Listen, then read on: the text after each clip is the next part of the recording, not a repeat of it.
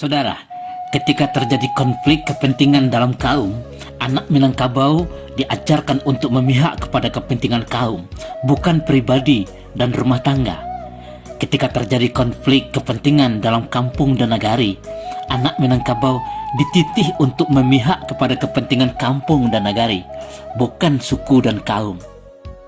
Tatkala berkecamuk konflik kepentingan berbangsa dan bernegara, anak kemanakan Minangkabau ditatah untuk memihak kepada kepentingan bangsa dan negara, bukan Minangkabau, apalagi nagari, suku dan kaum.